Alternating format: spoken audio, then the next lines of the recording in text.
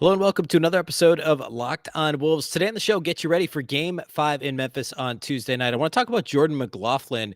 His presence was absolutely felt in Game 4 after getting a DNP CD in Game 3. We'll talk about how the Timberwolves need to continue using him in this series. Also, so let's talk about the free throw, quote unquote, disparity, fouling on both sides, and then also some numbers from the paint, numbers in terms of elbow touches. Break down the series here through 4 games to get you ready for Game 5 on Tuesday night. Welcome in. You are Locked On Wolves. You are Locked On Timberwolves, your daily Minnesota Timberwolves podcast. Part of the Locked On Podcast Network. Your team every day.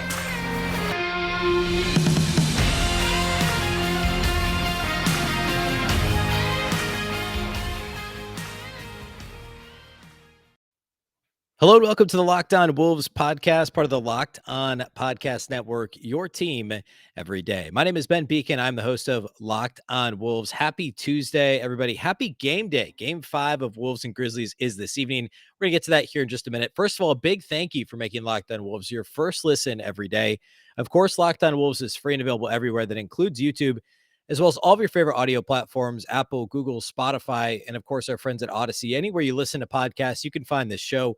You can also follow on Twitter at Locked On T-Wolves and also at B Beacon. That's my account with 2 B's, 2 E's, C-K-E-N. All right, so Game 5's tonight. We're going to get you ready for that game, talk about a couple of things through the lens of what we learned in Game 4 compared to the rest of the series. If you missed the live postcast from Game 4 on Saturday, that's on the feed, as well as Monday's show, which was a little bit more of an in-depth breakdown about that game, going in depth on a couple of my key takeaways. Today, what I want to do is I want to talk about specifically Karl-Anthony Towns. I talked a lot about what the Wolves did differently with him on the on Monday's show. I want to talk a little bit about what are the Grizzlies doing in their front court? What are they going to try and do in Game 5 and how the Wolves could prepare for that? And then I want to get into some stats. I want to get into the free throw quote unquote disparity that we're hearing about from the Grizzlies, the personal fouls called on both teams, but then also elbow touches, paint touches, shooting percentages, things that, we're obviously still a small sample size. We're talking about 4 games, but it's the playoffs. So in terms of playoff series, 4 games, we've learned a little bit now in this series. We've seen both teams make adjustments, mini adjustments, counter adjustments back and forth. Where do we sit now going to Game 5? What's meaningful from the box scores over the first 4 games? So we're going to do all that on the show here today. First, let's start with the Karl-Anthony Towns conversation. So if you missed the full breakdown, go back and listen to Monday's show. I spent quite a bit of time talking about how the cliff notes are, after doing a really poor job of getting Towns involved on Thursday when he scored 8 points, shot a career low playoff or regular season, 4 field goal attempts in that game, the Game 3 debacle, the collapse, the multiple collapse effort, if you will, I guess if that's the way to put it, on Thursday in the loss, to 33 points on Saturday in a very impressive and relatively efficient, minus those turnovers that most of those coming in the first quarter for Towns, a really good performance on Saturday. The Wolves actually used him differently, right? They used him more at the top of the key. They used him more at the elbows, at the nail, but really in the middle of the floor where it's very difficult to double team. They also went faster, whether that was even a couple of low post opportunities, perimeter touches, Towns being really dynamic in secondary break action. They did some more things with false action on the weak side away from the ball to try and distract the defense and get advantageous matchups for Towns so he could get the ball and, again, make a quick decision, beat single coverage on the perimeter, because in a face-up situation, Towns is going to beat 9 out of 10 guys. They're going to try and guard him on the perimeter. The question is, can he then make the right decision if a help defender comes in steps in to try and take a charge? Can he make the right decision when he gets to the rim, not use the off arm, not use the off arm when he's driving? He doesn't need to. He can usually he's long enough with long enough strides and athletic enough to beat most guys to the rim that are guarding him on the perimeter. All that was much improved in Game 4. If I'm the Grizzlies, there's a couple of issues, right? Obviously, number one, Jaren Jackson Jr.'s foul trouble. If you're a Timberwolves fan, you're listening to this, you know the song and dance when it comes to Towns foul trouble. Jaren Jackson Jr. is like that, but worse. He played 23 minutes and fouled out in Game 4. I believe he played 25 or 26 in Game 3 and fouled out. It's been an ongoing issue, even worse than it is with Towns. He's got to stay on the floor if the Grizzlies are going to slow down Towns and the Timberwolves' high-powered offense. They've started Xavier Tillman the last 2 games. Steven Adams, of course, started the first game, played 24 minutes. Second game he started, played only 3 minutes. Tillman started the last 2 games. He only played 16 minutes, picked up 5 fouls himself, and was mostly ineffective on both ends of the floor in game 4 on Saturday. Brandon Clarke's been great off the bench. You might remember the Timberwolves' first loss to the Grizzlies this season, way back in, I think it was late October, last week of October, or first week of November, somewhere around there. The Wolves, remember, had a double-digit lead. I think it was 12 or 13 points going to the fourth quarter over Memphis. In Memphis, Brandon Clarke had a monster, I think it was the third quarter. It was either third or fourth quarter. I think it was third quarter. Clarke came off the bench, had a huge third quarter for Memphis, basically carried them to a win. He had like 20 something and 9 or something crazy, that completely unexpected. Brandon Clarke is a really good player. He's a fantastic rebounder, a fantastic offensive rebounder, very athletic. He's long, and has been more effective against the Timberwolves this year than Xavier Tillman. And Clarke played 29 minutes. I mean, he was fourth on the Grizzlies in minutes, but I think they need to use even more Brandon Clarke. If I'm Memphis, Brandon Clarke is the biggest matchup problem because he's a better, I think he's a more impactful rebounder and defender in a lot of instances than Jared Vanderbilt. I think there's some similarities there. He's a very switchable defender. You pair him with Jaren Jackson Jr., and the perimeter becomes uh, it becomes less advantageous for the Timberwolves to run pick and rolls, to pick and roll you to death with Towns and D'Angelo Russell, or Edwards and D'Angelo Russell, or Edwards and Towns. If you have switchable guys like Jaren Jackson Jr. and Brandon Clarke, they've both done better defensively than Xavier Tillman, obviously better than Steven Adams. I mean, Adams came back after not playing in game 3. He played 4 minutes off the bench on Saturday and was a -5 in those 4 minutes. If I'm the Grizzlies, I do as much Brandon Clarke and Jaren Jackson Jr. as foul trouble will allow me to try and defend the Timberwolves on the perimeter. And also, either one of those guys, and in my opinion, Clarke has the best chance of guarding Towns one-on-one. Jaren Jackson Jr. is going to get into foul trouble if he's guarding Towns one-on-one. You can get away with Clarke guarding him and then bringing Jaren Jackson Jr. or Dylan Brooks as the help, which we've seen them do in post-up situations where one comes from the backside, they try and force him baseline and put him in a bad way. And that's often worked for them. They got away from it a little bit. And again, the Wolves use Towns more essentially between the elbows extended, right? Extended up towards center court, basically the very middle of the floor. Think of the lane if the paint went all the way from under the basket to center court. Keep Towns in there, and they can't really double him if he's above the free throw line, right? If he's above the free throw line, or around the elbows, you can't double team him effectively, and that's where he's been most effective in this playoffs and really throughout the season. And then also face-up situations on the perimeter. Again, it becomes tenuous if you've got Clarke or Jaren Jackson, a bigger player who can move their feet. It could be a little bit scary in terms of Towns picking up offensive fouls, but it's a much better situation there, and he's more likely to get fouled and go to the line. He attempted 17 free throws in game 4 on Saturday. That's a better spot for him to be than on the low block against a swarming, effective, long, athletic, young defensive team. The better spot to have him is in the middle of the floor. And again, in game 3, the Wolves actually failed to get him the ball when they had multiple opportunities to do so in that game, when they were busy getting rolled on a 50-15 run by the Grizzlies from the late third quarter through the end of the game. Towns simply didn't get enough touches, and that needs to change. It did on Saturday, but it needs to stay the way that it was on Saturday. The Timberwolves need to, it's crazy that we need to say this, but Towns needs to be the focal point of the game plan.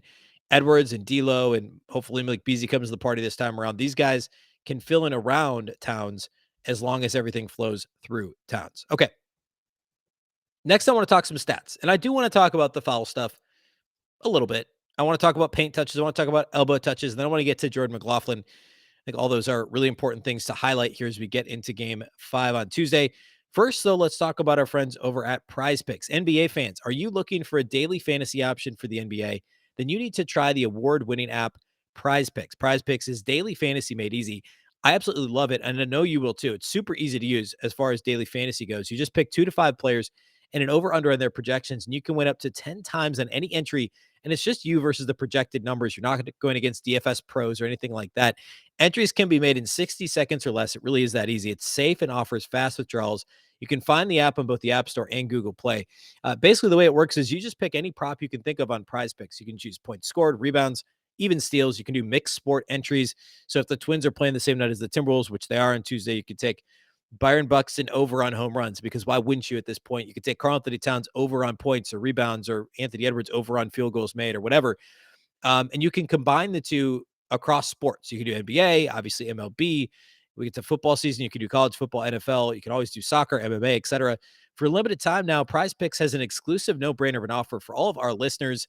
Our listeners get $50 for free if a player in your first Prize Picks entry scores a single point, but you must use code NBA. That's right. This is an exclusive offer available to Locked On listeners only. Sign up today and use the code NBA.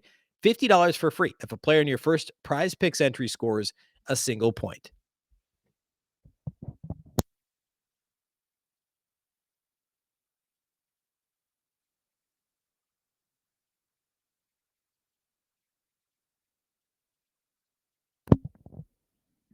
All right, another thank you for making Locked On Wolves your first listen every day. A reminder about Locked On Sports Minnesota. Locked On Sports Minnesota is a brand new channel. There's the podcast feeds. There's also the YouTube channel. We go live after every Timberwolves playoff game. So the postcast, we'll do it again Tuesday. Myself and Chalenga from Zone Coverage in the C&D NBA podcast. We go live to talk Wolves for 10 to 12 minutes, really, about 10 minutes following the final horn. We'll talk 10, 12 minutes live. That's over on Locked On Sports Minnesota. And then we also post that over on our audio feed here for Locked On Wolves. But all the Wolves Locked On local channels are doing this. Locked On Twins currently, Locked On Wild, of course, and then when in season, Vikings and Gophers will be doing postcasts as well. So be sure to check out Locked On Sports Minnesota on YouTube and also wherever you listen to your podcasts. All right. Let's talk free throws first. So no doubt at this point, you've heard the post-game comments mostly by Taylor Jenkins, but also John Morant and some other Grizzlies players complaining about the officiating in game 4. And yeah, the Timberwolves got called for 10 less fouls, I guess, than the Grizzlies. And the Timberwolves attempted 15 more free throws than the Grizzlies. This is all true. However, in game 1, John Morant attempted 20 free throws. The Grizzlies attempted, I think it was like 16 more free throws. I think it was like 47 to 23. Or sorry, 43 to 27 or something. And the Wolves still won game 1, despite the Grizzlies' advantage in terms of free throw differential. I said this after game 1. The Wolves lost the turnover battle and the free throw battle, and yet won game 1 fairly easily at Memphis. That wasn't going to happen again. But for the series, of course, the Timberwolves have been called for more fouls. The Grizzlies have attempted more free throws. I don't think this can be lost in the discussion. I don't think we can completely, ignore that. Let's quickly look at those numbers. So in terms of all 16 playoff teams through play on Sunday, so 4 games for all these teams except for well, actually no, it's updated now. I have the numbers updated now through the Boston Celtics sweep of the Brooklyn Nets. So through every team playing 4 playoff games at this moment, the Memphis Grizzlies have more free throw attempts per game than any other team by a lot. They have 3 more free throw attempts per game than the next highest team, and that's the New Orleans Pelicans. There are actually 3 teams tied with 29 and something free throw attempts per game: the Pelicans, Timberwolves, and Jazz. Nobody else is close. The Grizzlies are way ahead of everybody else in terms of free throw attempts per game. You also want to talk about personal fouls called against. No surprise, the Timberwolves are number 1, 27.8 personal fouls per game, a full 1.8 more than Denver. Of course, that means that the Grizzlies have overall drawn the most fouls. So I don't know. I think that those Memphis complaints are falling on fairly deaf ears. The officiating wasn't great in game 4. It also wasn't good in games 1 and 2. And game 3 was the best officiated game in my opinion. But I don't think the officiating was heavy-handed in the Wolves' favor. I think it was just bad officiating overall. The games have been over-officiated. When, in terms of personal fouls per game, the Wolves have committed the most fouls per game in the playoffs. The Grizzlies have committed the 5th most personal fouls per game. So 2 of the 5 most fouling teams, I guess, or teams with the highest propensity to foul are the Timberwolves and Grizzlies. Says a lot about the officials in this series, and also obviously different officials each game, but the officiating crews and then also the 2 teams. Timberwolves and Grizzlies are both prone to fouling anyway. They both like to try and get to the free throw line as much as possible. Well, every team does, but you know what I'm saying? They generally speaking, especially the Grizzlies, are in the paint a lot trying to get to the line. Well, that's happened in the playoffs. So the complaints are a little bit much. And also, I noted this on Twitter. Just make your free throws when you get there, and that's going to help quite a bit. The Grizzlies are, let me find the free throw percentage here. They're 14th out of 16 playoff teams in terms of free throw percentage in the playoffs thus far, 73.3%. For the season, they were 73.4% from the line, which was 28th in the league. Only 2 teams were worse in terms of free throw percentage. And I don't know. Think about how much better your offense would be if you made free throws at a higher clip. In fact, the Wolves have averaged more free throws made at the line than the Grizzlies in this series because the Wolves are shooting 82%, the Grizzlies are shooting 73%. So despite the Grizzlies shooting 3.3 more free throws per game, the Wolves are actually making 0.3 free throws more per game because they're just making their free throws. So that would go a long way if you're Memphis. Just a thought. In terms of paint touches, Memphis, however, is dominating the Timberwolves. Paint touches per game, Memphis is fourth in the playoffs at 22.8 paint touches per game. The Wolves are pretty middle of the pack, or a little bit worse than middle of the pack, 18.5 paint touches per game. And then also free throw percentage in the paint. Memphis is field goal percentage in the paint, not free throw percentage. Far and away, the playoffs' best performing team in terms of paint field goal percentage, 82.4% on paint touches for Memphis. Or I should say shots generated from paint touches. The Timberwolves are 57.9%. So the Wolves are the fifth worst team in the playoffs. The Grizzlies are the best team in the playoffs for paint field goal percentage. And that is nearly 6 points better than Dallas, who's the second best team, again, through, I guess, before game 5 stats are final from Monday night from Dallas and Utah. So the paint is an area the Timberwolves are getting dominated in. That's no surprise. That's what Memphis does, right? They led the league in scoring in the paint during the season.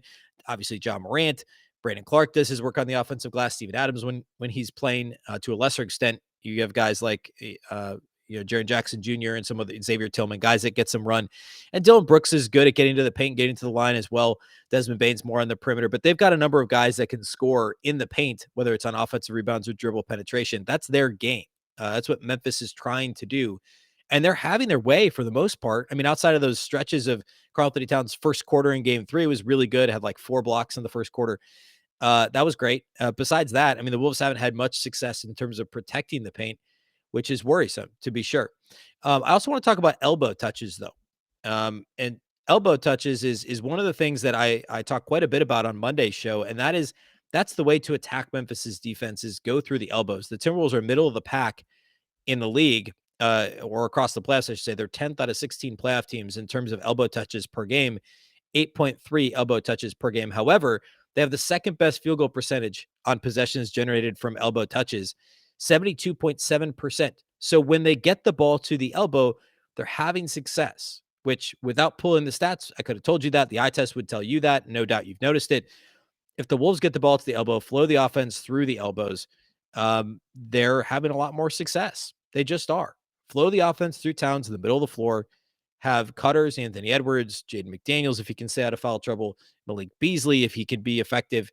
D'Angelo Russell is actually not a bad cutter given how his athletic challenges, which sounds bad, but he's just a lot less athletic than the other 3 guys I just mentioned, but he's not a bad cutter when he gets the opportunity. If the Timberwolves can just play through Towns in the middle of the floor, they'll be in a much, much better spot. And these numbers only serve to underscore that. Okay, let's talk about Jordan McLaughlin. And I shouldn't have left him for last. Last but not least, certainly Jordan McLaughlin. I want to talk about his effect on this series, why I think he is so important in game 5, and why I think it's hilarious almost in a kind of a sad way that Chris Finch kind of keeps forgetting about Jordan McLaughlin, forgetting to get him into the game. He's not actually forgetting, but you know what I mean? It just doesn't happen. And then every time he plays, he's like, oh man, this guy's really good. And Finch recognizes this guy needs to play more. And he's been at times much maligned. I didn't believe much in Jordan McLaughlin earlier in his career, even earlier this season. But alas, he was huge in game 4. Credit where credit is due. I want to talk about that here next. First, though, let's talk about our friends over at betonline.net. BetOnline.net is your number one source for all your betting stats and sports info. You can find all the latest sports developments, league reviews, and news, including this year's basketball playoffs, plus the start of the MLB season. Also, incidentally, the Timberwolves are 6-point underdogs on BetOnline.net as of this recording versus Memphis in Game 5 on Tuesday, which is about what I expected. I thought it might be 5.5 points. The Wolves were 7-point underdogs in Game 3. Which actually I think game 2. I think it both road games. That one game was 7, one was 7.5. They've got that down to 6 now on the road for game 5 in Memphis. So we'll see. Obviously the Wolves more than covered in game 1 and then fell apart in game 2 and did not. And then of course didn't manage to cover at home in game 3 either. and that collapse. BetOnline.net is your continued source for all your sporting wagering information, from live betting to playoffs, esports, and more. Head to the website today or use your mobile device to learn more about the trends and action. BetOnline, where the game starts.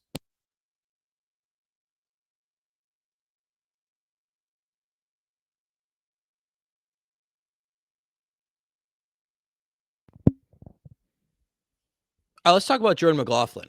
So Jordan McLaughlin wasn't in the rotation for the first couple of months of the season. He finally is on a real NBA deal. His first year not on a two-way contract. Kind of the forgotten man. And this series is really interesting because of the full circleness of Tyus Jones. Obviously started, excuse me, being from Minnesota, playing in Apple Valley. Everyone knows the story. He was traded for on draft night by Flip Saunders, the same draft that Karl-Anthony Towns was taken first overall. Saunders trades for Tyus Jones on draft night. And he eventually leaves in restricted free agency, goes to Memphis shortly after Gerson Rosas takes the job in Minnesota. And he continues to be a plus-minus darling, a net rating darling, one of the best in the league in terms of assist-to-turnover ratio. Since he came to the league, really, Tyus has been. He's blossomed into a plus three-point shooter, which was one of the areas of his game that he really struggled in when he came to the NBA initially. Tyus Jones is a good three-point shooter now, and he's been really, really good. I think certainly an argument can be made. He's the best backup point guard in the league, and Jordan McLaughlin is the guy that eventually replaced him. Now, since Tyus Jones left, there's been others that have been through. Obviously, Jeff Teague was still on the roster initially. Ricky Rubio was on the team last year. And Shabazz Napier was a backup point guard a couple years ago, and Teague was the starter at the beginning of the season, which feels like ages ago, but it was like 2 years ago. As weird as that is.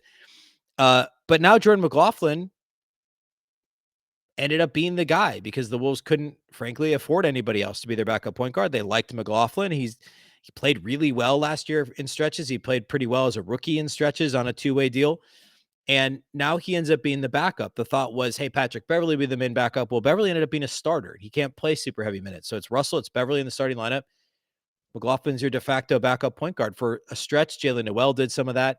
In the playoffs, so you need somebody that can defend in the half court. You need someone that can not turn the ball over, someone that can still push in transition and still knock down open threes, which was a big question mark. McLaughlin struggled from beyond the arc.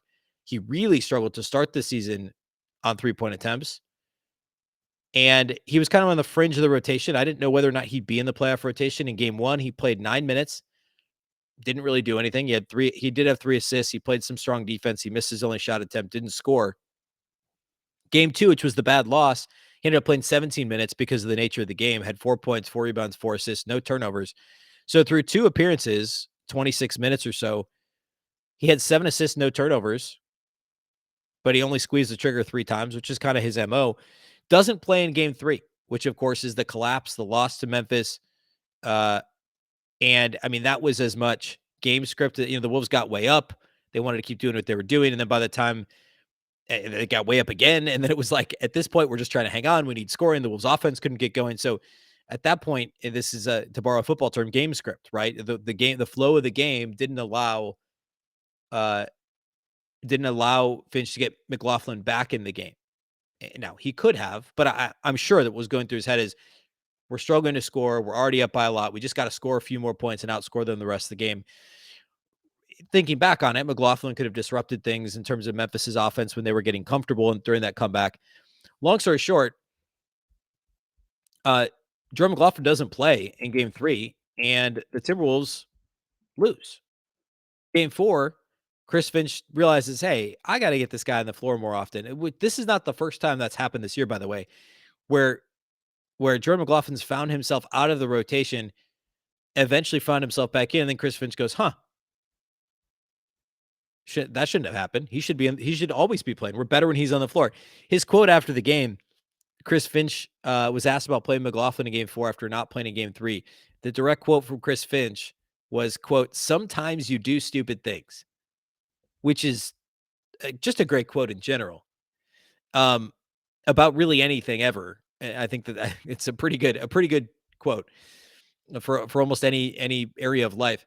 But I mean, yeah, he owned up to it, right? He said, "Hey, look, we're better with Jordan McLaughlin on the floor than we are with him on the bench in general." Obviously, there's would be a point of diminishing returns, I'm sure. But I mean, Jordan McLaughlin in game 4 was a literal game saver for the Wolves. In 14 minutes, he scored 16 points on just 6 shots, a perfect 4-4 outside the arc, made both of his free throw attempts, 2 assists, 2 steals, 2 rebounds. He did have 2 turnovers, but now we're talking through 3 playoff games, you're talking 40 minutes. Is that right?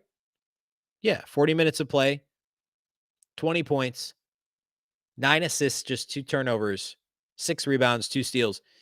Really, really good defensively. And Memphis has been playing more of Tyus Jones and John Morant together. The Timberwolves briefly countered at the beginning of the fourth quarter in game 4 with 3 point guards, D'Angelo Russell, or 3 small guards. Beverly's not really a point guard, but Jordan McLaughlin, Patrick Beverley, D'Angelo Russell, all on the floor together. You don't want to do that for long, but you can do it against a Tyus John Morant lineup as long as you're defending. You have some size with D'Lo, some length with Beverley, some activity and defensive IQ and effort with Jordan McLaughlin. It's a really interesting trio of players that you can get away with playing together. Jordan McLaughlin, if he's making 3-pointers, if he's knocking down open shots and playing with confidence, he is the perfect backup point guard for the playoffs. He's a very different player. This is a bad comparison, but it popped in my head, so I'm going to say it anyway. The very different version of what JJ Barea was for the Dallas Mavericks like a decade ago. Actually, more than that. And what? Yeah, it was like 11 or 12 years ago. When JJ Barea came out of nowhere, undrafted guy, nobody knew who he was. He's even smaller than Jordan McLaughlin, I think, by a couple inches. And all offense, very little defense. But at the time, he was literally like this, like a gnat, right? Like defensively, he wouldn't leave you alone. He was all over the place. He was a little bit of a better shooter than Jordan McLaughlin. Got into the paint a little bit more at that point in Brea's career. But McLaughlin does a lot of those same things. He's just better defensively, not quite as good of a shooter, but he won't turn the ball over as much as Brea did. I mean, there's some similarities in the diminutive, undrafted backup point guard who pops in out of nowhere and has a massive impact in a pivotal game.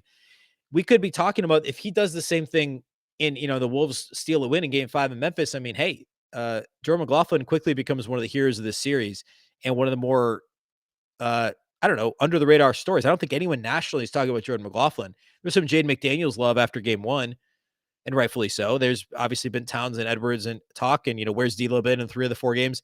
But no one nationally is talking about Jordan McLaughlin.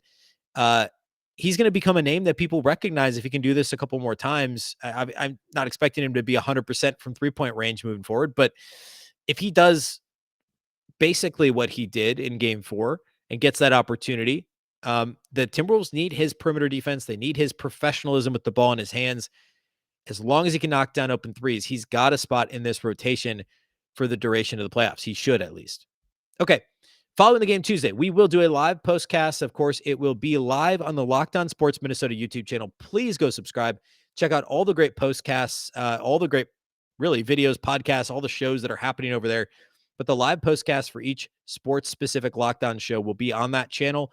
We'll post it here on the audio feed for Locked On Wolves as well. And then we'll do a regular full show for Wednesday, which will post late Tuesday following game 5 after the postcast. The postcast will go up first, followed by the full 25 or 30-minute Locked On Wolves podcast, and that will be on our YouTube channel here at Locked On Wolves, as well as all the audio channels per usual.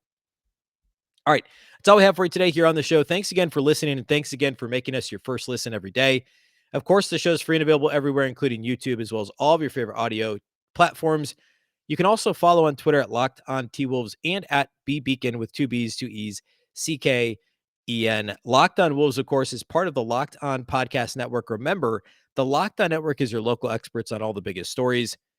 Also, a reminder, you can make your second listen the Locked On NBA show. It's for the first jump ball, the play-in tournament to the last possession of the finals. Locked On experts take you deep inside the playoffs with insight and analysis affecting all 30 teams. Once again, I'm Ben Beacon. This is the Locked On Wolves podcast, and we'll catch you next time.